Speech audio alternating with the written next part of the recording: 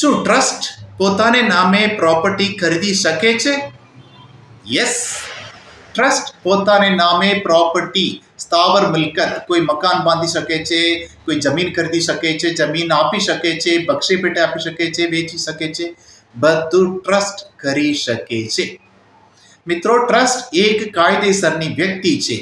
જેમ આપણે નેચરલ વ્યક્તિ તરીકે, આપણે કુદરતી વ્યક્તિ તરીકે જે કંઈ આપણે કરીએ છીએ એ ટ્રસ્ટ કરી શકે છે.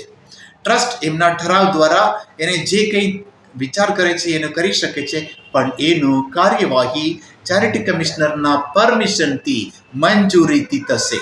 તો ખાસ કરીને તમારે જે કંઈ ટ્રસ્ટને પ્રોપર્ટી એમને બીજાને આપવાની હોય તો તમારે ટ્રસ્ટી ચેરિટી કમિશનની પરમિશન લેવાની રહેશે.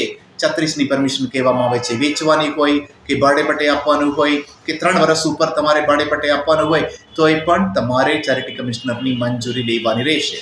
કદાચ ટ્રસ્ટ પ્રોપર્ટી ખરીદે છે તો એ ખરીદી શકે છે, અને ખરીદ્યા પછી તરત જ આપણે ફેરફાર રિપોર્ટ દ્વારા એમાં ટ્રસ્ટની અંદર, ચેરિટી કમિશનની અંદર એનું નોંધ કરવાની રહેશે.